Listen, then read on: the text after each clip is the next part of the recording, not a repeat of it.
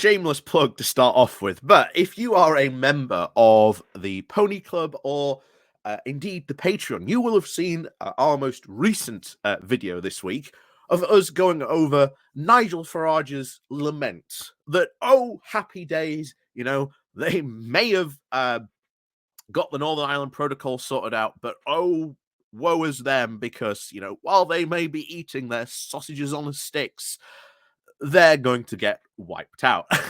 And it's been an interesting time, at least reaction-wise, from the Brexiteers, because as we've, all said, I think this has been very much the reaction from most people on our side of the argument of how come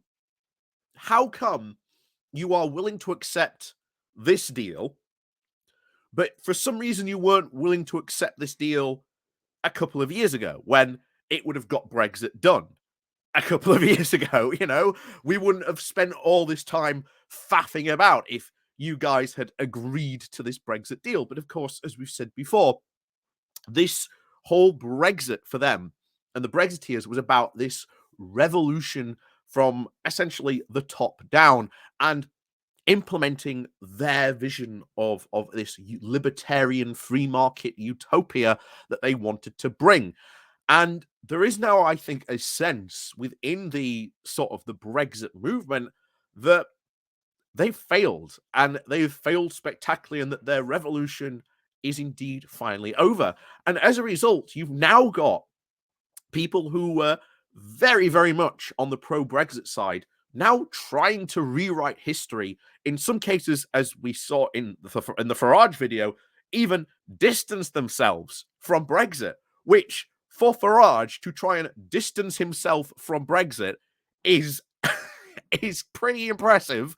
But there are, of course, other people. And today we're going to go, or at least have a look at what Sarah Vine has written. Of course, the ex-wife to one Michael Gove, and of course married to Michael Gove at the time of the 2016 referendum. This is bizarre because once again we're going to take a very, very clear look at someone who was a avid Brexiteer, who loved the idea of Brexit, who screamed the idea from the very rooftops that this was going to be an amazing thing for the UK, and now not only trying to pass the blame, but essentially, in some cases, rewrite history. And in some cases, well, in other cases, ignore the context as to what really led to some of the decisions that she will, at least, so we say, put the blame on other people for. So before we go diving into this might be a long one today, but as always, please do remember to hit that like, share, and pardon me, and the subscribe button. And of course, down below there are links to my Patreon page and a one-off link called Buy Me Coffee, where you can buy me coffee. And as always, thank you very much to all those people who do help and support the channel that way. And of course, let's crack on with this then, shall we? So, this was in the Daily Mail with the title of Sarah Vine, Brexit cost me my dearest friendships and my marriage, and I pray Rishi Sunak succeeds. I don't see how Sarah Vine could claim that Brexit destroyed her marriage, but okay, if she wants to make that claim, I suppose there's not a lot we can really maybe do a lot to dispute it. I suppose it would be sort of more between her and, Michael Gove. But again, that's their own, personal stuff. But bizarre claim to make there. But anyway, let's watch. Let's rush on through to start this. So, over the past few weeks, I've watched with bated breath as it has become increasingly apparent that Rishi Sunak might be getting close to securing a final deal on Brexit. And to be honest, it does appear that he has got a, quote, deal done. But this isn't Brexit as a whole. This is just one part of the beast that we call Brexit. It's just Northern Ireland. This is like, saying, wow, an amazing monster this is, and only referring to its foot and just ignoring the rest of the beast. But there you go. So even the slightest mention of the B word sends me into a bit of a tailspin these days. And I'm sure I'm not alone. Brexit may not be quite done, but I, for one, am done with it. Well, again, this is the interesting thing that's been coming out.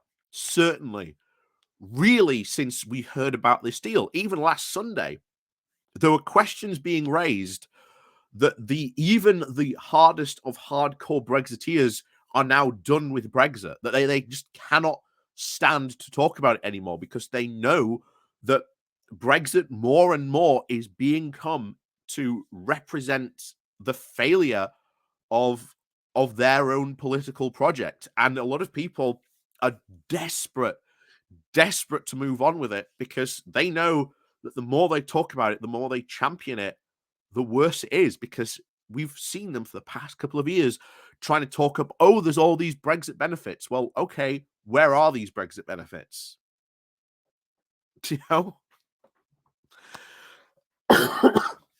So, like so many who voted to leave the EU back in 2016, I've watched in disbelief and with dismay at those charged with making our departure happen. The politicians, the civil servants, and other officials. They've turned the whole thing into one long bureaucratic nightmare. And my response to Sarah at this point would be, well, what did you think Brexit was going to be? What did you think it was going to be? Because it seems to me, she, like all the rest of a lot of people who voted, well, not everyone, but the numerous people who did vote to leave, drunk the Kool-Aid, thinking that you could just take a pair of scissors, cut some sort of ribbon, and that would be it. It would be all be done in seconds. But no, it's not. It was never going to be like that, and it was explained in excruciating detail back in 2016 numerous times that it was not going to be easy. But this was one of the things that Brexit was sold as, that it was going to be ridiculously easy. Again, her ex-husband, Michael Gove, was one of the people selling the fact that Brexit was going to be this very easy thing that they could do. They could just get it done like that. Problem solved. No, it was never going to be like that. And one of the things, hilarious things about, again, watching in disbelief and disarray, what about the number of Brexiteers who, certainly during Theresa May's tenure, stopped Brexit happening numerous times? If they had backed Theresa May's Brexit deal, we would have got Brexit done back in, like 2017, 2018? But they didn't, because why? These people, these fanatics, were pushing for the hardest form of Brexit possible. And that's what a lot of these other sort of we've seen very much forming in this narrative now, that these Brexiteers want to sort of sell, that they had nothing to do with delaying Brexit as much as they did. There was nothing. Ignore the fact that they pushed for the hardest possible form of Brexit they could. And then, of course, they did Boris Johnson's deal with the expectation, and again, something that was sold with a lot of Brexiteers saying, well, don't worry about the Northern Ireland Protocol because we can change it whenever we want. And that was nothing new. That was going all the way back to David Davis, who was saying that, one of the first, ministers for exiting, the European Union. So, as try as people like this might, one of the core groups of people to blame for the bureaucratic nightmare for Brexit is the Brexiteers themselves. And yet they can't seem to bring themselves to admit that. So, at times, it almost seems as if they deliberately made a as if they deliberately made a hash of things to discredit the entire concept. No, the only people who really discredited the entire concept of Brexit were at numerous times Brexiteers and reinforced the erroneous notion that wanting to unhinge Britain's wagon from Brussels was a colossal act of self-harm by a bunch of ignorant xenophobes.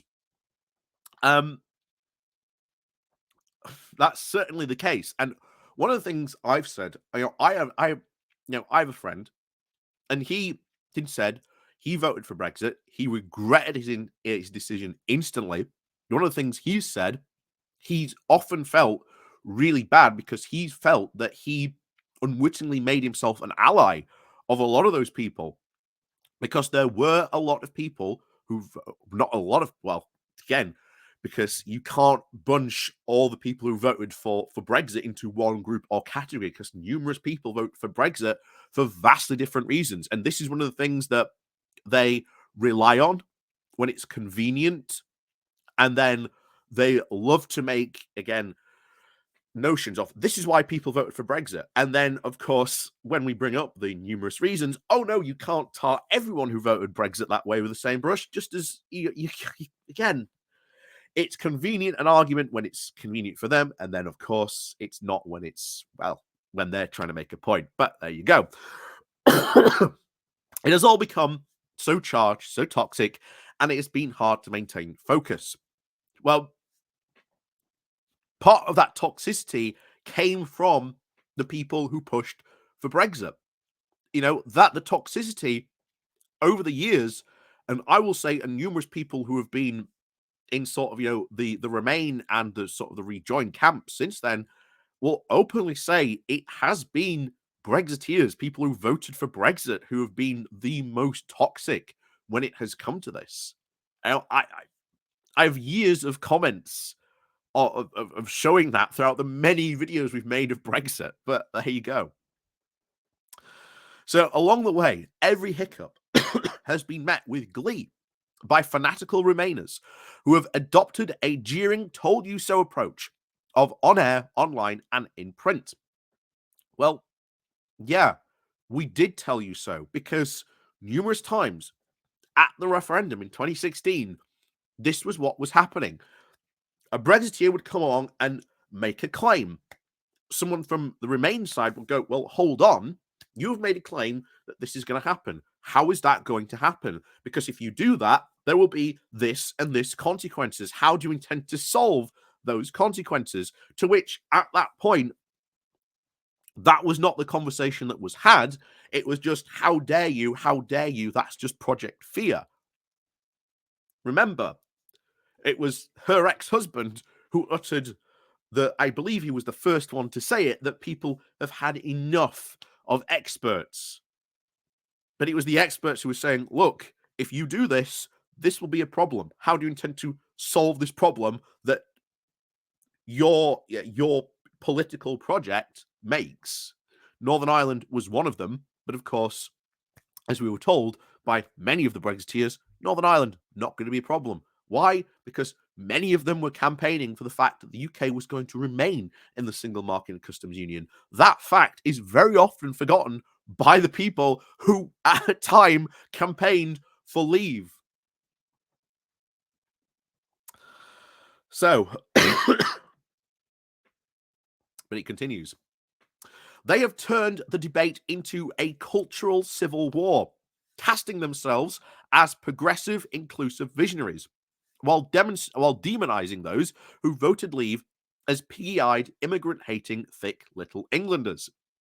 So, first of all, we really haven't turned this into a cultural civil war. It was certainly the Brexiteers who made that. So, I mean, not only,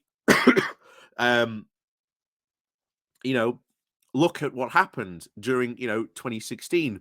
Look at how the Leave campaign ran their initial campaign, covering themselves in the Union Jack. They were the ones who started it as a cultural civil war. All we were doing was going, look, if you do this, this will cause problems. And then we weren't getting the answers. Instead, we were just having all that stuff just thrown back at us. I mean, just look at how many of the speeches of the Leave campaign were delivered with no actual substance, just vague slogans and empty promises that even now have not come true. Not only that, but there was a very large majority of people, well, not a large majority, there was a certain section of people who did vote because they wanted to end freedom of movement. It had been made the scapegoat for so many of their problems that, oh my God, there were just too many immigrants. I mean, bear in mind, Sarah Vine is writing this in the Daily Mail, one of the main papers who has for years demonized, immigrants, and yet doesn't seem a problem with taking that on. But many of them, we can see that. We can see this in the comments. We can see it in the people who have numerous times said they voted to leave. I mean, I'll bring this up now.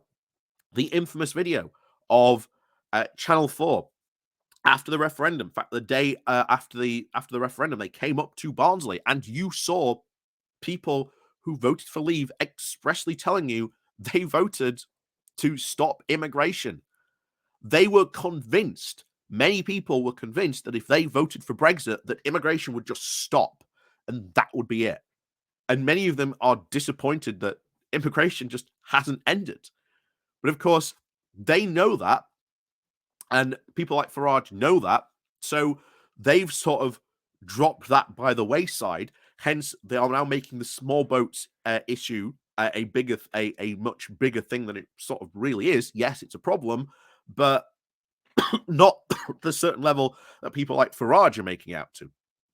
Like I say, more people arrive immigration-wise by plane than they do the small boats. So, but I don't see Nigel Farage camped outside, Manchester Airport, saying, "Oh my God, that plane's coming in with so and so, so many immigrants." How you don't see that. Instead, you see him patrolling the south coast, with binoculars looking out for small boats. But there you go. So, the idea that all this might be finally about to end, that in some way, all of us on both sides of the debate might at last be approaching a form of closure, is something I dared not even hope for. Absolutely not. This is far from over. The idea that, certainly, as we've said, the narrative that a lot of these people, or at least the Brexiteers, are now trying to form is that, oh no, Brexit's done now. It's over. Let's just move on. Let's just move on from this. But here's the thing: you had the now video from Rishi Sunak, which is going to probably be certainly one of the most played clips from us, of him proclaiming how amazing it is that Northern Ireland is in like this most vibrant of like economic zones. But if that's the case for Northern Ireland, that could very easily be the case for the UK if we were in the single market and customs union as well. And just a couple of days ago, we did the whole ERG saying about how amazing this deal was. But if you reverse, or at least take out, or at least change Northern Ireland for the UK, those arguments that he makes about sort of the Northern Ireland being in that economic union apply exactly to the same way they do about the rest of the UK. So it seemed as though, pardon me, it would be easier for a camel to pass through the eye of the needle than for Britain and Brussels to put all this distrust and rancor to one side and find a way forward. How, again, that's rewriting history. That is trying to massively rewrite history, because Brussels was constantly trying to find a way forward throughout all this. It was the UK government who was the ones who were fostering this distrust, constantly breaking their promises, say they will do one thing and then not doing it. The Northern Ireland Protocol, who was not enforcing the Northern Ireland Protocol because it wasn't the EU. It was the UK that wasn't enforcing the Northern Ireland Protocol. So that is something that we have to very, very much keep on top of, that these Brexiteers, when they say stuff like that, say, no. Brussels was doing its job. It was enforcing its rules like it should do. You know, it was Britain that was not enforcing the rules and or keeping to its promises that it made to the EU. So, and yet somehow Sunak managed it, or at least he'd come closer to doing so than anyone before him. I'm not saying he's the Messiah, but he's a very clever boy. And something else we said at the beginning of this video, why now? Why are Brexiteers so accepting of this deal when this was a deal that had not only been offered by the EU before, but the Brexiteers had flatly rejected? Why are they willing to accept this deal now, but they weren't willing to accept this years ago when we could have, again, got Brexit done, as they now like to use the phrase? There's a lot of questions that have to be asked by this, and I think they know that people are seeing the damages of Brexit, and just because you've done this doesn't mean that the damages of Brexit are done and over. Far from it. We'll be getting to a shop in Corby in the next video that is having to close because of this, because of Brexit. So look out for that one. So part of it is he is operating at arm's length from the whole mess. The rest of the Conservative Party, from Boris Johnson to my ex-husband Michael Gove, got so tangled in the Gordian knot that they tried to unravel it, the tighter it became. Here's the thing: I will say this now. Michael Gove has kept very, very far from Brexit. Very, very far from Brexit. In fact, I would say, out of all the original core Vote Leave people and sort of the symbols who ran the Vote Leave campaign, he was the one who time and time again may have been in the cabinet, but he didn't have a lot to do with Brexit. He didn't have an awful lot to do with Brexit. And I think there's arguments to be made that Gove sort of knew this and he's been playing a long game to essentially position himself that he can then become leader.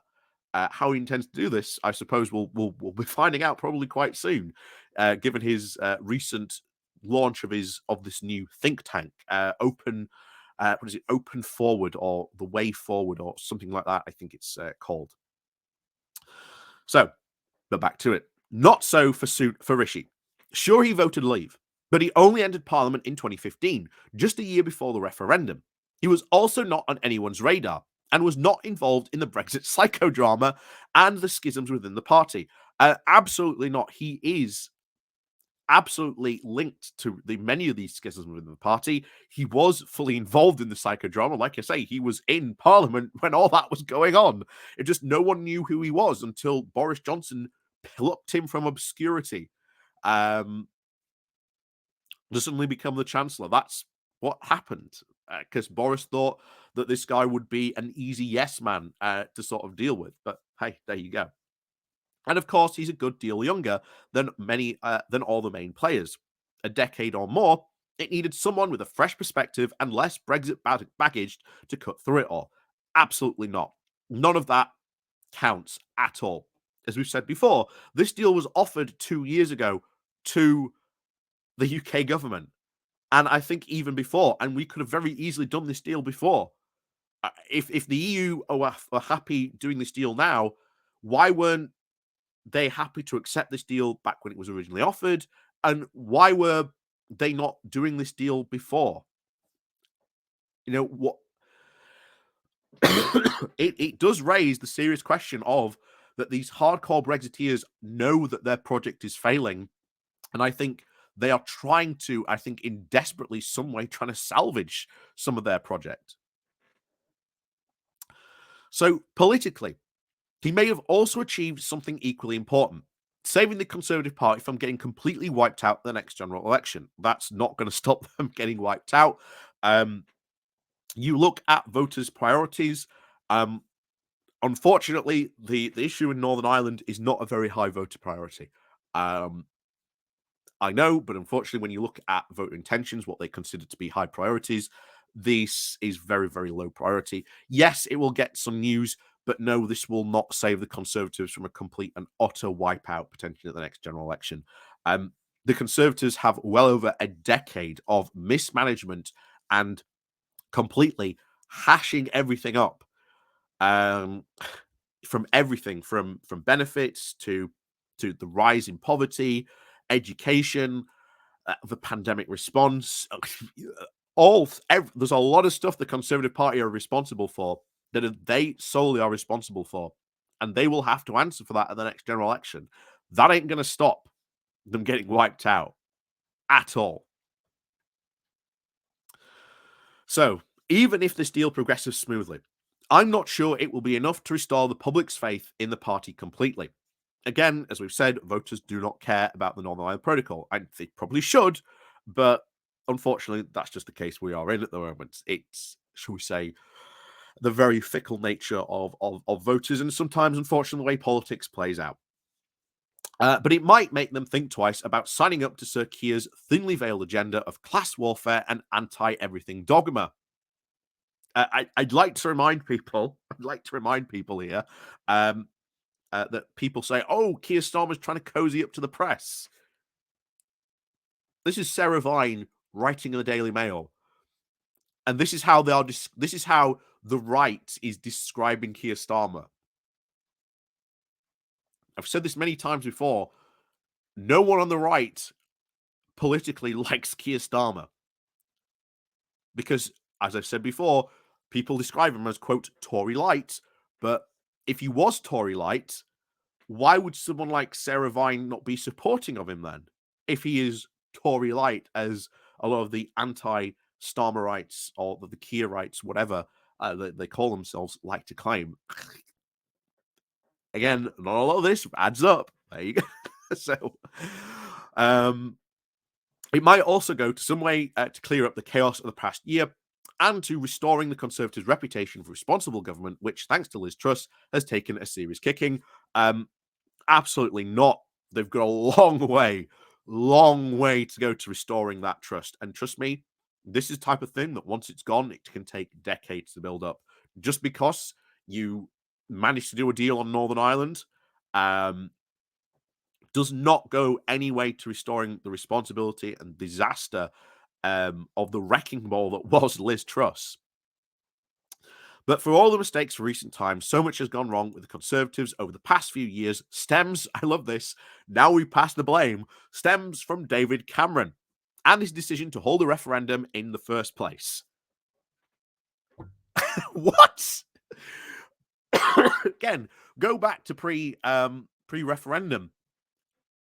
The Eurosceptics were constantly hounding David Cameron to call a referendum. So this idea that it was David Cameron's decision to hold a referendum, absolutely not. Once again, the part of this blame to hold a referendum, if you're going to put David Cameron on for, to number one for holding this referendum, what about all those Eurosceptics that for years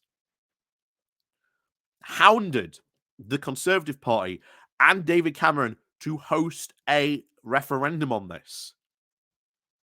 But anyway, she continues. Against the advice of many wise heads, he engineered the vote to stabilize his own political position. He thought it would both neutralize the Eurosceptic win of his party and secure him a nice, neat legacy. It was never, ever going to neutralize the Eurosceptic win of his party. Look at Nigel Farage, who basically said that if this was like a close vote and, Remain won, if it was David, I think Farage said anything under like 10% means that this fight is far from finished. The Eurosceptics would be constantly chomping at the bit to have another referendum. Let's have another one.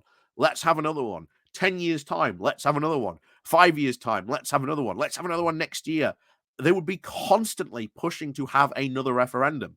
But when we want to have another referendum to see if leaving was what the UK public actually generally wanted, or maybe to say, well, okay, you voted to leave, but do you want to stay in the single market customs union, or do you want something else? Do you want maybe this deal that Boris Johnson has done? You know, put that to the public. No, can't do that. And of course, you've got to remember the threats that these Eurosceptics were making to David Cameron as well. This referendum just didn't come out of thin air. The threat that the Eurosceptic wing of his party were constantly making to Cameron was, if you do not give us a referendum, we will abdicate to UKIP. Now, initially, this was about 13 MPs. So 13 Conservative MPs would flip over to, well, essentially being UKIP MPs. And of course, this threat was heavily used especially during the coalition. And they realized that this threat was actually pretty effective. It got David Cameron to go to the EU to try and do a renegotiation. And even after that happened, they still continued with that threat, because their threat basically continued that if we do this, we'll be followed by more Conservative MPs. And soon there will be this massive UKIP wing. And that UKIP would be taking seats from the Conservatives, forcing them into a more difficult position or into more hung parliaments. So for David Cameron to hold the referendum, even though it may have been against the advice of wiser heads at the time, David Cameron was in a very difficult position, and ultimately he would have had to have held a referendum sooner or later, because they would have been pushing him and constantly hounding him, like they were, to host a referendum. So I think we're going to leave it there, because now it goes on to talking about her own personal life and how that all happened and how she lost friendships and ruined her marriage. And I'm just like, well, I'm not really interested in that, to be honest. I'm more interested in the fact that Sarah Vine, like most Brexiteers now, essentially tried to rewrite history, as we've clearly seen there, ignoring the numerous examples of what Brexiteers did, since it not only during 2016, the promises they made, and of course what they did after that. The other thing we didn't talk about, she talks about the chaos of the Theresa May years. Well, who caused the chaos of the Theresa May years? It wasn't Remainers, it was Brexiteers. And if Brexiteers had backed Theresa May's deal, they would have got Brexit. But the problem was, it wasn't Brexity enough for them. They wanted this hardcore Brexit. But Theresa May actually realized, like most people, like most reasonable people at the time, that look, the Leave campaign or Leave only won by about 2%. So you cannot really justify a hardcore Brexit that in reality, this very tiny percent of the country may actually want. And that has proven to be true over the time, as we've seen the numbers continuously come in from that. So this is something we're going to have to be watching out on, that other Brexiteers, and I highly suspect there will be others out there, who will try and rewrite history to say they have nothing to do with Brexit. This whole mess that Brexit eventually became, nothing to do with them. Brexit, we had nothing to do with it. We just wanted freedom from the EU and Brussels, and it was all those politicians, civil servants, those Remainers who were again Remainers who were in charge. Since 2016, people who have been in cabinet and been in charge of, well, doing Brexit have been Brexiteers. And now we get what they're trying to do, trying to change history, saying we had nothing to do with Brexit, which is hilarious. It really, really is hilarious. But again, Sarah Vine, withering on the vine, I think, for this one. That's all I can say. But anyway, yes, it's been a bit of a long one today. Oh dear. But again, I hope you've enjoyed it. And of course, please do remember to leave a like and share as well. Also, remember to ring the bell. Down below, links to join the Patreon page, the Pony Club. Again, if you want to see me go over sort of Farage's version of this, it's quite funny. Again, those links are down below. There's also the YouTube thank you button, and of course, the Buy Me Coffee link as well, where you can, again, buy me a coffee. And as always, thank you very much for watching. And of course, we'll see you all next time.